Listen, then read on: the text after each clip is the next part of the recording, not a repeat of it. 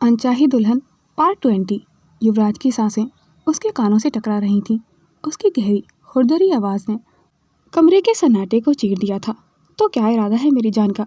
सुहागरात मना लें। युवराज के मुंह से सुहागरात का नाम सुनकर प्रार्थना का पूरा बदन जैसे सुन्न हो गया था।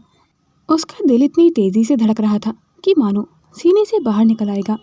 उसकी आंखों में आंसू और शर्म एक साथ उभर आए थे। उसने झटके से खुद को छुड़ाने की कोशिश की, मगर युवराज की बाहों की गिरफ्त और कस गई थी। आप हद पार कर रहे हैं, प्रार्थना ने कांपती आवाज़ में कहा। युवराज हल्की सी हंसी के साथ उसके और पास झुकाया था। उसकी आंखों में पागलपन और चाहत की अजीब सी चमक थी। हद? उसने दबे स्वर में कहा। हद तो तब होती जब मैं तुम्हें अपना मानता ही नहीं। तुम जान हो हमारी प्रार्थना, और युवराज राणा अपनी जान से दूर कैसे रह सकता है? प्रार्थना के होठ कांप उठे थे। उसने आंसू भरी आंखों से उसकी ओर देखा और कांपते स्वर में बोली, अगर सच में आपकी जान हूँ मैं, तो फिर इतना दर्द क्यों दिया आपने मुझे? क्यों अकेला छोड़ दिया? युवराज की आंखें पल भर को नम हो उठी थीं, मगर अगले ही पल उसने अपना चेहरा सख्त कर लिया था। उसने प्रार्थना का चेहरा और पास खींचते हुए कहा, क्योंकि दर्द मेरे हिस्से का था प्रार्थना, और उसे सहने का हक सिर्फ तुम्हें है। उसकी बात सुनकर प्रार्थना की सांसें रुक सी गई थीं।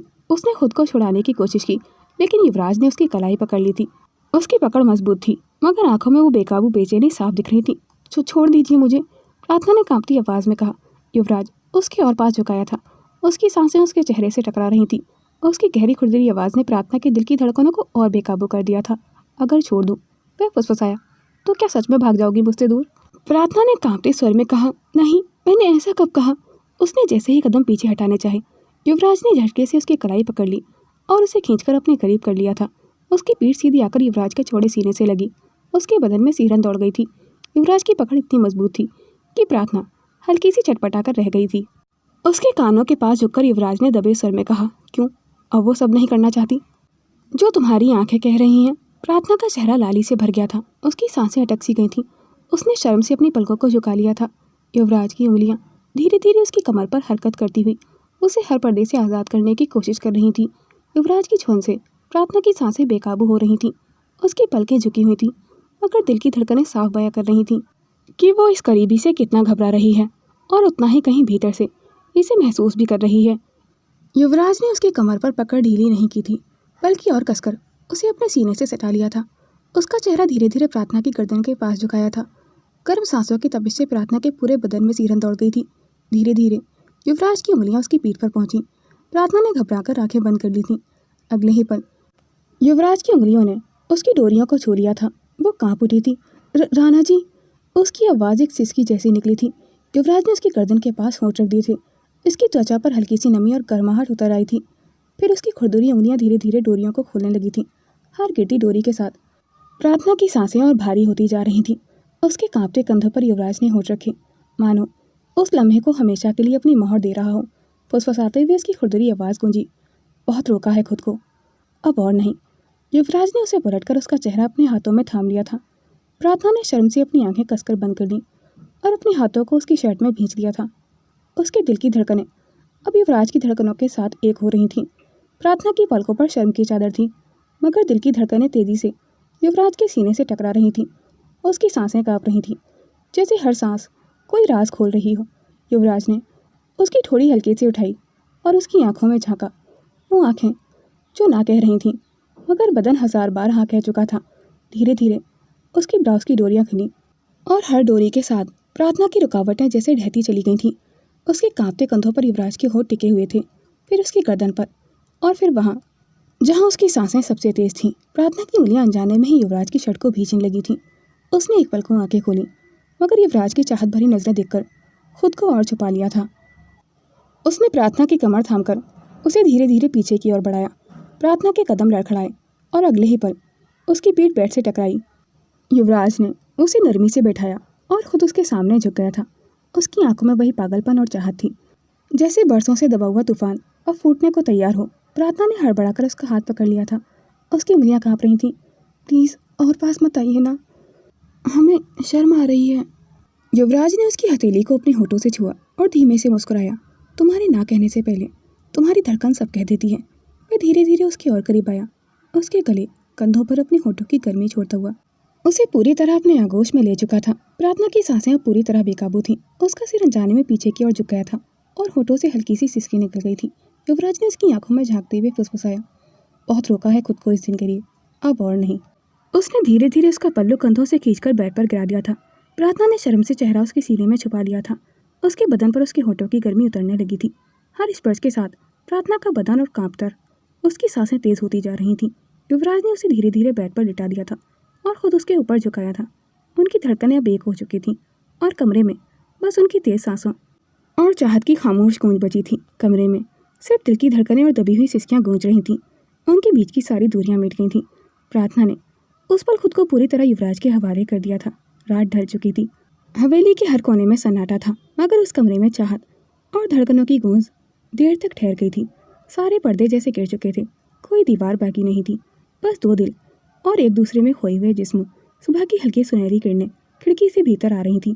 बिखरी चादरें, उलझे बाल और गहरी थकान के बीच प्रार्थना युवराज के सीने पर सिर रखे सोई हुई थी। उसकी सांसें धीमी और सुकून से भरी हुई थीं, जैसे बरसों से चली आ रही तड़प को आखिरकार ठिकाना मिल गया हो। युवराज की बाहें उसके चारों तरफ कसकर लिपटी हुई थीं। उसकी आंखें खुली हुई थीं और उनमें वो सॉफ्टनेस थी जो शायद प्रार्थना ने पहले कभी नहीं देखी थी। उसने हल्के से उसके माथे पर झुककर किस किया, मानो अपनी जान को खोने के डर को हमेशा के लिए मिटा देना चाहता हो। चादर के नीचे दोनों का हर पर्दे से आज़ाद होना इस बात का सबूत था कि आज रात उन्होंने एक दूसरे को पूरी तरह अपना लिया था। युवराज की खुरदुरी आवाज़ फुसफुसाई, अब तुम सिर्फ मेरी हो प्रार्थना, हमेशा के लिए। प्रार्थना नींद में हल्की सी सिहरकर और करीब सिमट गई थी। उसकी होठों से धीमी सी आह निकली और उसने बिन कहे ही युवराज के दिल पर अपनी मोहर छोड़ दी थी। कमरे का सन्नाटा सुकून में बदल चुका था, एक ऐसी रात की गवाही में जिसने उनकी ज़िंदगी की सारी दूरी मिटा दी थी। युवराज की नज़रें छत पर टिक गई थीं। रात की गहराई में खोते हुए उसका मन एक अजीब सी हलचल में डूब गया था। जब उसे होश आया था, सच में उसे कुछ भी याद नहीं था। उसके भीतर एक कसक उठी। कैसे वो प्रार्थना को पहचान भी नहीं पाया था, कैसे उसकी आंखों में छुपी तड़प को अनदेखा कर बैठा था। उसने नींद में सिमटी प्रार्थना को और कसकर अपनी बाहों में भर लिया था। उसके चेहरे पर बालों की लटें बिखरी हुई थीं, जिन्हें हटाते हुए युवराज की आवाज़ कांप गई थी, मैं तुम्हें कभी भूलना नहीं चाहता, मरकर भी नहीं। उसके शब्द धीमे थे, लेकिन उनमें एक ऐसी कसम छिपी हुई थी जिसे शायद मौत भी ना तोड़ पाए। प्रार्थना ने आधी नींद में करवट ली और उसकी धड़कनें युवराज की धड़कनों से जा मिली थीं। उसके होठों से अनजाने में ही धीमी आवाज़ निकली, मैं भी। वहीं दूसरी तरफ रणविजय अपने कमरे में बेचैनी से चहलकदमी कर रहे थे। उनकी आंखों में एक अजीब सी आग भड़क रही थी। महिमा ने उन्हें गौर से देखा और धीमे स्वर में पूछा, क्या हुआ है आपको? इतनी बेचैनी, इतना गुस्सा, आखिर बात क्या है? रणविजय अचानक छिटक कर रुके और दांत भींचते हुए बोले, युवराज बाप बनने वाला है। अगर उसे बेटा हुआ तो हवेली का छोटा सरकार कहलाएगा। अभी तक तो भाई साहब और युवराज ही मेरे रास्ते का कांटा थे, और अब एक नई मुसीबत आ खड़ी हुई है। महिमा ने गहरी सांस खींची और पास आकर धीरे से बोली, आप चिंता मत कीजिए। क्या आप भूल गए हैं, युवराज अपनी याददाश्त खो बैठा है, और आप ये भी जानते हैं कि वो ठाकुर की बेटी से दिल ही दिल में कितनी नफरत करता है। रणविजय की भौहें तन गई थीं, तो महिमा की आंखों में खतरनाक चमक उभरी। वह फुसफुसाई, तो अगर उस लड़की को कुछ हो जाता है तो सबका शक युवराज पर ही जाएगा ना, और हवेली का राजपाट आपके कदमों में होगा। रणविजय ठिठक गए थे। उनके चेहरे पर धीरे धीरे संतोष की एक कुटिल मुस्कान फैल गई थी। महिमा, तुमने सही राह दिखाई है, तो अब से खेल शुरू होगा। सुबह का वक्त था। हवेली के बड़े हॉल में नाश्ते की टेबल पर बर्तनों की खनक और नौकरों की आवाज़ें गूंज रही थीं। रुक्मणी जी सब पर नजरें रखे बैठी हुई थी। उन्होंने मंदिरा को आवाज़ दी, मंदिरा, तुम जाकर प्रार्थना को ले आओ। मुझे नहीं लगता कि युवराज कल रात वापस आया होगा। प्रार्थना माँ बनने वाली है, उसे इस वक्त सबसे ज़्यादा युवराज की प्यार और सहारे की ज़रूरत है, और वो उससे मुंह मोड़े बैठा है। मंदिरा ने सिर झुकाकर हामी भरी और धीरे धीरे सीढ़ियाँ चढ़ते हुए ऊपर चली गई थी। वो कमरे के दरवाजे तक पहुंची और हल्के से खटखटाया। दरवाजे पर पड़ती आवाज़ से प्रार्थना की नींद टूटी। उसने उनींदी आंखें खोलीं और पल भर को हैरान रह गई थी। उसका चेहरा युवराज की चौड़ी छाती पर टिका हुआ था और उसकी सांसें अभी उसकी सांसों के लिए महसूस कर रही थीं। युवराज गहरी नींद में नहीं था। उसकी नज़रें आधी खुली हुई थीं और उसकी हथेलियाँ अभी प्रार्थना की कमर को थामे हुए थीं, जैसे उसे छोड़ने का कोई इरादा ही ना हो। और उसकी नज़रें प्रार्थना के वजूद की नरमी को खुद में कैद कर रही थीं। प्रार्थना झिझकती हुई उठने लगी, पर युवराज की पकड़ और कस गई थी। उसकी धड़कनों की गर्मी प्रार्थना को फिर से उसी सुकून में खींचने लगी थी। प्रार्थना ने कांपती आवाज़ में धीरे से कहा, आप। उसे अपने बदन पर युवराज की नज़रों की तपिश महसूस हो रही थी। यह महसूस करते ही प्रार्थना हड़बड़ाकर उठी और जल्दी से चादर को अपने चारों ओर लपेट लिया था। उसके गाल आग की तरह तप रहे थे, आंखें झुकी हुई थीं और होंठ कांपते हुए बुदबुदाए, आप बहुत निर्लज हैं। युवराज ने एक धीमी हंसी हंसी और उसे कसकर अपनी बाहों में खींच लिया था। उसकी नज़दीकी से प्रार्थना की सांसें उलझ गई थीं। निर्लज? हाँ। युवराज ने उसके कान के पास झुककर फुसफुसाया। तो फिर शर्म किस बात की है प्रार्थना? जो कल रात हुआ वो मैं फिर से कर सकता हूँ। प्रार्थना ने पलकों को और कसकर बंद कर लिया था, पर उसका चेहरा उसकी सांसों की गर्मी से और भी लाल पड़ गया था। युवराज ने चादर के किनारे को हल्का सा खींचा और धीमे स्वर में उसे टीस किया। इतना छुपाने से अब क्या होगा? तुम्हारे गालों की ये लाली, तुम्हारी कांपती सांसें, सब कुछ देख चुका हूँ मैं। प्रार्थना का दिल तेजी से धड़क रहा था। उसने घबराकर युवराज के होठों पर उंगलियां रख दी थीं। युवराज की सांसें उसके चेहरे को छू रही थीं और उसकी बाहों की पकड़ ढीली होने का नाम ही नहीं ले रही थी। तभी दरवाजे के बाहर से मंदिरा की आवाज़ गूंजी। बीबी जी, आप जाग गई हैं? बड़ी मालकिन आपको नीचे बुला रही हैं। प्रार्थना जैसे चौंक कर पीछे हटी। उसने झटपट चादर को और कसकर लपेट लिया था। चेहरा और लाल पड़ता जा रहा था। होठ कुछ कहने को खिले, मगर आवाज़ गले में ही अटक गई थी। युवराज ने उसकी घबराहट देख हल्की सी हंसी हंसी और कान के पास झुककर फुसफुसाया, तो प्रार्थना बीबी जी, अब बड़ी मालकिन के सामने यूं ही ब्लश करते हुए जाओगी, या फिर मेरी तरह उन्हें भी सच बता दोगी कि रात कैसी बीती थी? प्रार्थना ने घबराकर उसकी ओर देखा और फिर तुरंत आंखें झुका ली थीं। ऐसी बातें मत कीजिए ना, उसने कांपते स्वर में कहा। युवराज ने उसके हाथ को अपनी उंगलियों में जकड़ लिया था। तभी बाहर से मंदिरा की आवाज़ फिर से आई। बीबी जी, आप सुन रही हैं ना? प्रार्थना हड़बड़ी में युवराज की पकड़ से छूटने लगी थी, मगर युवराज ने उसे और करीब खींचकर उसकी आंखों में झांकते हुए कहा, जाओ, लेकिन किसी को मत बताना कि मैं तुम्हारे कमरे में था और सबके सामने में आज भी तुम पर गुस्सा करने वाला हूँ। प्रार्थना ने हक बकाकर उसकी ओर देखा। क्या गुस्सा? लेकिन क्यों?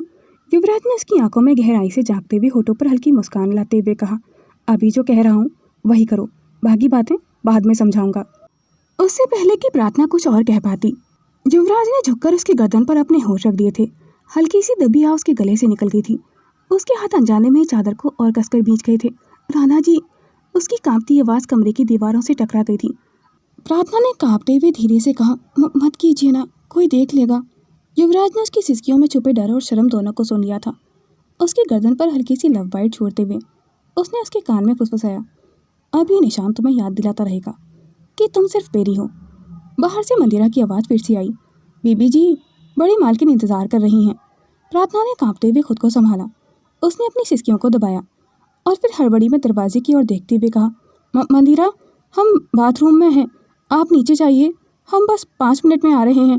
युवराज ने उसकी इस हालत पर शरारती मुस्कान दबाई और उसके कान में धीरे से फुसफुसाया, 5 मिनट नहीं, पूरी ज़िंदगी लगेगी तुम्हें इस एहसास से निकलने में। करीब आधे घंटे बाद प्रार्थना धीमे कदमों से सीढ़ियाँ उतर रही थी। हल्के गुलाबी रंग की साड़ी उसके चारों ओर एक कोमल आभा बिखेर रही थी।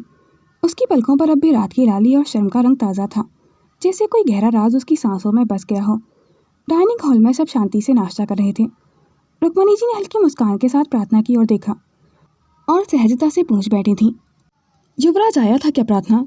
प्रार्थना का दिल एक पल को थमसा गया था। उसकी पलकों ने झुककर उसकी आंखों की सारी बेचैनी छुपा ली थी। उसने हल्के से नाम में सिर हिला दिया था। टेबल पर एक पल को खामोशी छा गई थी।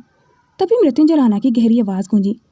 उनके स्वर में तल्खी थी, मगर उस तल्खी के नीचे एक अजीब सी नरमी भी छुपी हुई थी। रुक्मणी, नाश्ते के बाद बहू को हमारे कमरे में लेकर आना। उनकी ये बात सुनकर जैसे टेबल पर सबकी सांसें थम गई थीं। रुक्मणी, सरोजनी, महिमा और शिखा एक दूसरे की ओर देखने लगी थीं। प्रार्थना की उंगलियां कांप गई थीं। उसने हैरानी से मृत्युंजय राणा की ओर देखा। ये आदेश क्यों? हॉल का माहौल अचानक गंभीर हो उठा था।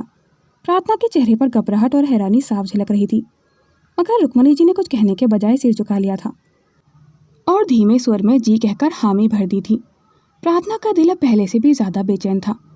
आखिर मृत्युंजय राणा उसे अपने कमरे में क्यों बुलाना चाहते थे? नाश्ते के बाद प्रार्थना धीमे धीमे कदम बढ़ाती हुई रुक्मणी जी के साथ मृत्युंजय राणा के कमरे तक पहुंची। भीतर हल्की सी धूप पर्दों के बीच से छनकर भीतर फैल रही थी। स्विंग चेयर पर टिके मृत्युंजय राणा धुएं के छल्ले छोड़ते हुए गहरी सोच में डूबे हुए थे। उनकी उंगलियों में सिगार चमक रहा था। जैसे ही उनकी नज़र प्रार्थना पर पड़ी, उन्होंने गंभीर स्वर में कहा, रुक्मणी, आप बाहर इंतज़ार कीजिए, हमें बहू से कुछ बात करनी है। रुक्मणी जी ठिठकी। उनकी आंखों में असमंजस झलक गया था। जी पर। मृत्युंजय राणा की भौहें तन गई थीं। सर थोड़ा और कठोर हो गया था। ये मेरा हुक्म है। रुक्मणी जी ने सिर झुकाया और चुपचाप कमरे से बाहर चली गई थी। कमरे का दरवाज़ा धीरे से बंद हुआ और प्रार्थना कमरे में अकेली थी। उसके कदम ठिठक गए थे। वह सहमी सी कमरे के बीचों बीच खड़ी रही। अचानक मृत्युंजय राणा अपनी स्विंग चेयर से उठे। उनका भारी भरकम व्यक्तित्व प्रार्थना के सामने आ खड़ा हुआ था। प्रार्थना ने तुरंत पलकें झुका लीं। उसकी सांसें तेज हो गई थीं। दिल में तो डर समा रहा था कि आखिर वे उससे क्या कहेंगे। मृत्युंजय राणा ने गहरी सांस खींची, फिर अपने स्वर को थोड़ी नरमी देते हुए बोले, इतना घबराने की ज़रूरत नहीं है बहू। मैंने तुम्हें यहाँ कुछ बताने के लिए बुलाया है। उनकी बात सुनकर प्रार्थना चौंक गई थी।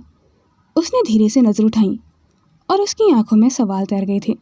कुछ देर बाद प्रार्थना की आंखें मृत्युंजय राणा के शब्दों पर ठहर गई थीं।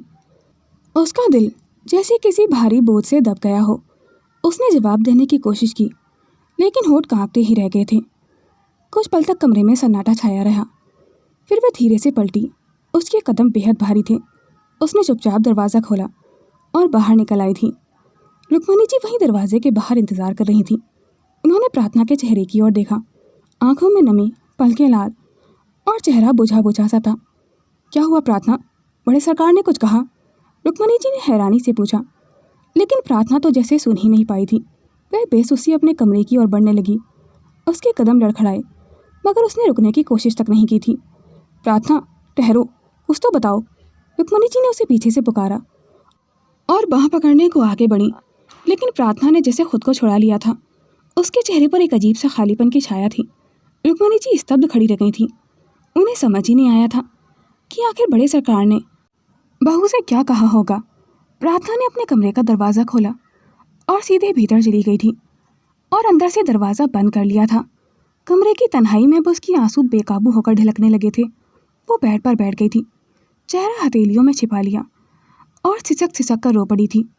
उसके होठों से टूटी टूटी आवाज़ें निकलीं। बाबा, ऐसा कैसे कर सकते हैं? मैंने तो सोचा था, लेकिन उन्होंने तो। उसके शब्द आंसू में डूबकर अधूरे रह गए थे। कमरे की तन्हाई में रोती हुई प्रार्थना के कानों में अभी मृत्युंजय राणा की भारी आवाज़ें गूंज रही थीं। बहू, मैंने तुम्हें यहाँ बुलाया इसलिए है ताकि तुम सच जान सको। तुम्हें शायद कभी ये घर पूरे दिल से नाप ना पाए। इसका कारण तुम नहीं हो, बल्कि वो अतीत है जिसे भूल पाना हमारे लिए असंभव है। प्रार्थना की आंखें भर आई थीं। उसने कांपते स्वर में पूछा, कैसा अतीत बाबा? मैंने तो कभी किसी का बुरा नहीं चाहा। मृत्युंजय राणा की आंखों की तलखी और गहरी हो गई थी। उनकी आवाज़ धीमी लेकिन भारी थी। यशोमती, हमारी बहन, उस पर ठाकुर यशवंत सिंह ने जो अत्याचार किए हैं वो आज तक हमें सता रहे हैं। उसके हर आंसू, उसकी हर चीख इस घर की दीवारों में कैद है। जब जब तुम्हें ठाकुर की बेटी की तरह देखते हैं तो हमें यशोमती की बेजान चीखें याद आती हैं, और वो यादें हमें किसी भी रिश्ते को खुलकर अपनाने से रोक देती हैं। उनके शब्द किसी तेज खंजर की तरह प्रार्थना के दिल को चीर गए थे। उसकी आंखों से आंसू ढुलक पड़े थे। शायद उसे पहली बार समझ आया था कि नफरत के पीछे कितना गहरा दर्द छुपा है। हमें तुमसे कोई शिकायत नहीं है बहू।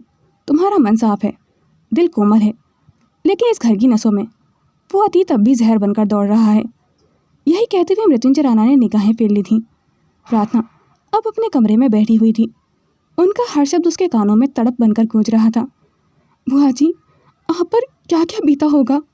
वह सिसकते हुए बुदबुदाई। उसका दिल टूट चुका था। यशोमती की चीखों की परछाई हर जगह उसका पीछा कर रही थी। कमरा अभी भी उसकी सिसकियों से गूंज रहा था। वहीं बाथरूम में पानी की आवाज़ रुक चुकी थी। कुछ ही पल बाद बाथरूम का दरवाज़ा चरमराकर खुला, लेकिन शायद प्रार्थना को अंदाज़ा नहीं था कि युवराज अभी भी कमरे में मौजूद है। युवराज टॉवेल लपेटे भीगे बालों से पानी टपकाते हुए बाहर आया। उसकी निगाह सीधे प्रार्थना पर पड़ी।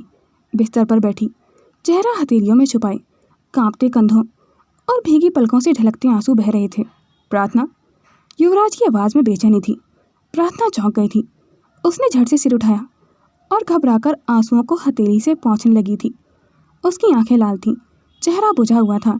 युवराज के कदम तेजी से उसकी ओर बढ़े। उसके सामने घुटनों के बल बैठकर उसने प्रार्थना की ठोड़ी को हल्के से ऊपर उठाया। उसकी गहरी आंखों में चिंता और गुस्सा दोनों झलक रहे थे। ये क्या हाल बना रखा है?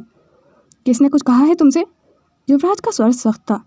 प्रार्थना की पलकें झुक गई थीं। वह कांपते स्वर में बोली, नहीं, किसी ने कुछ नहीं कहा। युवराज ने उसकी ठंडी हथेलियां अपने हाथों में ले ली थीं और धीरे से लेकिन दृढ़ स्वर में बोला, झूठ मत बोलो, तुम्हारे आंसू साफ बता रहे हैं। मुझे बताओ क्या हुआ है। प्रार्थना ने होंठ भींच लिए थे। आंखों में आंसू फिर से भर आए थे, मगर शब्द वह बाहर ही नहीं निकल रहे थे। युवराज का चेहरा तमतमा उठा था। उसकी आवाज़ भारी हो गई थी। तो क्या मैं खुद जाकर पूछूं नीचे? अभी जाकर सबके सामने जान लूं कि किसने मेरी पत्नी को रुलाया है? युवराज ने गुस्से में दांत पीसते हुए कहा।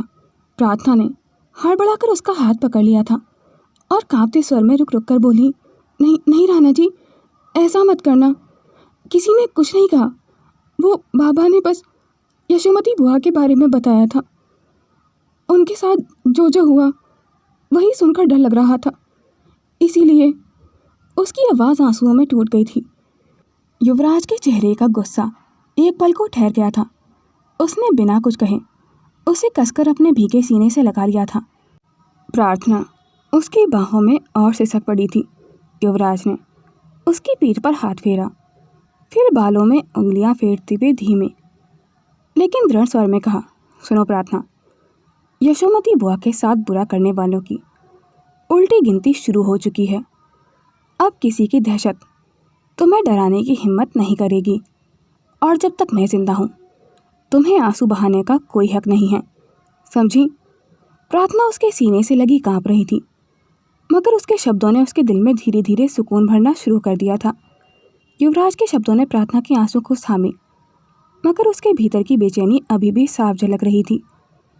उसकी आंखों में ठाकुर यशवंत सिंह के लिए नफरत और प्रार्थना के लिए प्यार एक साथ झलक रहा था।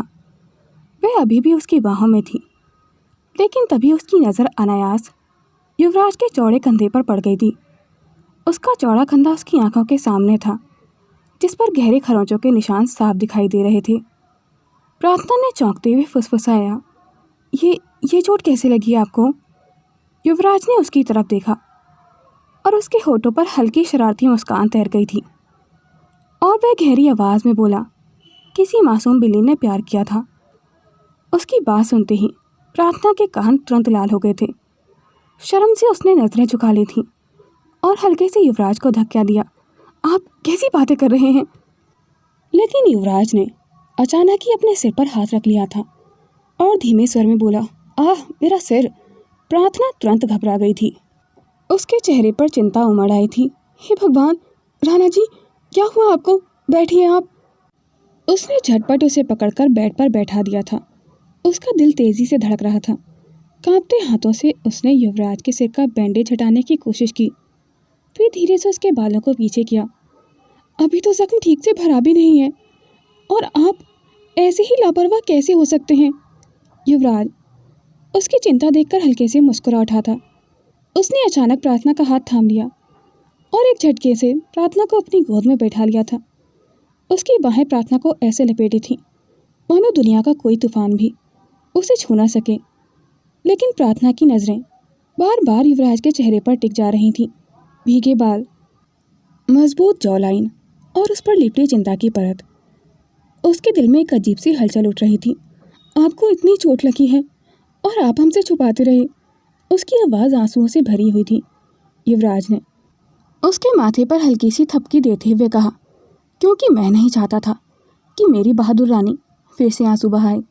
तुम्हें तो सिर्फ मुस्कुराना चाहिए, मेरी वजह से नहीं रोना चाहिए। प्रार्थना ने धीरे से उसकी ओर देखा। उसकी पलकें अभी भी भीगी थीं, पर दिल में सुकून उतरने लगा था। उसने झिझकते हुए युवराज की चोट पर हाथ रखा और धीरे से बोली, अब हम आपकी देखभाल करेंगे, चाहे आप माने या ना माने।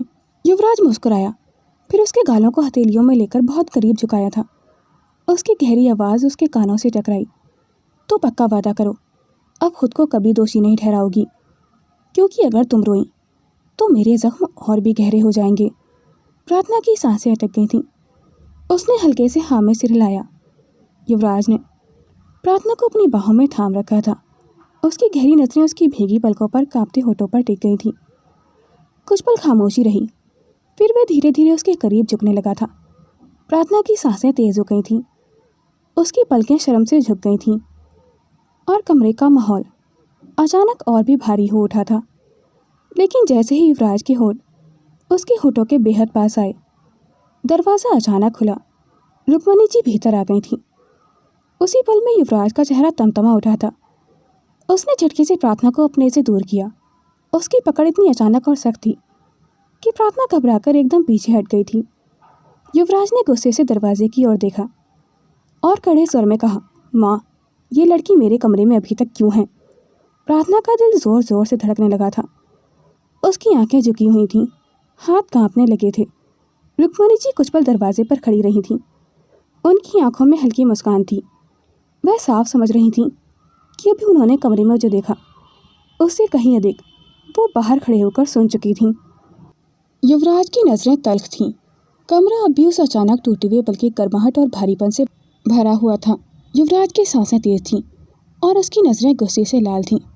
प्रार्थना जानती थी कि युवराज ये सब नाटक कर रहा है, लेकिन उसे युवराज का झूठा गुस्सा भी तकलीफ दे रहा था। उसने नम आंखें धीरे से झुका ली थीं। रुक्मणी जी ने दरवाज़ा बंद किया और फिर बेहद सख्त स्वर में बोली, युवराज, ये लड़की तुम्हारी पत्नी है और तुम्हारे होने वाले बच्चे की माँ भी। तुम्हें जितनी नफरत करनी है ठाकुर से करो, लेकिन प्रार्थना को इस तरह हर बार अपमानित नहीं कर सकते। उसे उसकी जगह मिलनी ही चाहिए। युवराज के चेहरे पर एक अजीब सी मुस्कान तैर गई थी, मानो वह कुछ छिपा रहा हो।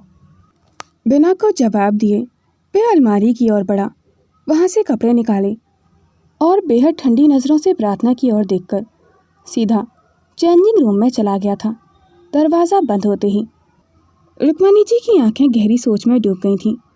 उन्होंने मन ही मन बुदबुदाया, युवराज, अगर तुम हमसे अपनी याददाश्त लौटाने की सच्चाई छुपा रहे हो तो इसके पीछे ज़रूर कोई बड़ी वजह है और मैं उस वजह तक पहुँच कर रहूँगी। फिर उन्होंने प्रार्थना की ओर देखा, जो अब भी कांपती सांसों के साथ चुपचाप खड़ी हुई थी। रुक्मणी जी ने उसके कंधे पर हाथ रखा और नरम स्वर में बोली, चलो यहाँ से बाहर, ये लड़का तुम्हारे प्यार के काबिल ही नहीं है। रुक्मणी जी ने ऐसा जानबूझकर कहा था ताकि युवराज और प्रार्थना को शक न हो कि वह उनका सच जान चुकी हैं। प्रार्थना ने एक नज़र बंद दरवाजे पर डाली, फिर सिर झुकाकर उनके साथ चलती थी। युवराज का साया कमरे के भीतर रह गया था और बाहर हवेली के गलियारों में आने वाले तूफान की आहट फैलने लगी थी। शाम का वक्त हो चुका था। रुक्मणी जी के कमरे की खिड़की से सुनहरी किरणें भीतर आ रही थीं। प्रार्थना उनके सामने बेड पर चुपचाप बैठी हुई थी। उसकी आंखों में दिन भर की थकान और उलझन साफ झलक रही थी। रुक्मणी जी ने अपने पुराने संदूक से युवराज के बचपन के कपड़े और कुछ धुंधले से फोटो निकाले। वह हल्की मुस्कान के साथ प्रार्थना की ओर बढ़ाते हुए बोली, ये देखो, ये तुम्हारे युवराज का बचपन है। ये कमीज़ उसने पहली बार स्कूल जाते हुए पहनी थी और ये तस्वीर जब की है जब उसने घोड़े पर चढ़ना सीखा था। प्रार्थना ने कांपते हाथों से फोटो थामा। उस तस्वीर में एक मासूम मुस्कान वाला छोटा सा लड़का खड़ा हुआ था, जिसकी आंखों में वही जिद और गहराई झलक रही थी जो आज युवराज की आंखों में थी। प्रार्थना की पलकों पर नमी तैर गई थी। उसने धीमे स्वर में कहा, कितने मासूम थे तब ये, और आज उसकी बात अधूरी ही रह गई थी। और अगले ही पल रुक्मणी जी ने धीरे से अलमारी खोली और उसमें से रंग बिरंगे लकड़ी के खिलौने और कपड़े की बनी छोटी छोटी गुड़ियाँ निकाली। उन्होंने मुस्कुराते हुए कहा, ये सभी युवराज के बचपन के साथी थे। घंटों इससे खेलता रहता था। देखो, ये घोड़े की छोटी सी मूर्ति इसे कभी अपने पास से दूर नहीं जाने देता था। प्रार्थना ने वह घोड़ा अपने हाथ में लिया और उसकी उंगलियां मानो उस मासूमियत को महसूस करने लगी थीं। उसकी आंखें पिघल गई थीं। फिर रुक्मणी जी ने एक और पुरानी एल्बम खोली। उसमें से एक तस्वीर बाहर फिसल कर आ गई थी। वो तस्वीर देखकर प्रार्थना हक्का बक्का रह गई थी। उसमें छोटा सा युवराज लाल रंग की फ्रॉक और बालों में 2 चोटी बांधे खड़ा हुआ था। प्रार्थना ने तस्वीर को दोनों हाथों में थामा और पहली बार ठहाका मारकर हंस पड़ी थी। उसकी हंसी कमरे की खामोशी को तोड़ते हुए मीठी गूंज में बदल गई थी। अरे, ये तो बिल्कुल गुड़िया लग रहे हैं। उसने आंखों में हंसी और आंसू भरते हुए कहा। रुक्मणी जी हल्के से मुस्कुराई और फिर बोली, हाँ, एक दिन यशोमती ने जिद पकड़ ली थी कि आज इसे गुड़िया बनाना है। और सब लोग पूरा दिन उसे देख देख कर खिलखिलाते रहे थे। लेकिन ये छोटा शैतान नाराज़ होकर पूरे दिन किसी से बात ही नहीं करता था। प्रार्थना तस्वीरें पलट पलट कर देखने लगी थी। हर फोटो में बचपन की शरारतें, मासूमियत और वो अनकही कहानी झलक रही थी, जिसे देखकर उसके चेहरे पर अनजाने में ही सुकून उतर आया था। उधर हवेली के दूसरी ओर महिमा का चेहरा अंधेरे में खतरनाक साया बन चुका था। उसने एक ट्रे पर रखे जूस के गिलास को उठाया और अपने साड़ी के पल्लू में छिपाए हुए शीशी से काले रंग का जहर टपका दिया था। उसकी आंखों में ठंडी चमक थी। मंदिरा हड़बड़ाहट में किचन में दाखिल हुई और अनजान सी मुस्कान के साथ बोली, छोटी मालकिन, आपने बुलाया था। महिमा ने गिलास उसकी ओर बढ़ा दिया था। उसकी आंखों के कोनों में हल्की सी झुर्रियाँ उभर आई थीं, जैसे कोई अंदर ही अंदर हंस रहा हो। मंदिरा की मासूम नज़रों में झांकते हुए महिमा की पुतलियाँ पल भर को ठंडी और बेरहम हो गई थीं।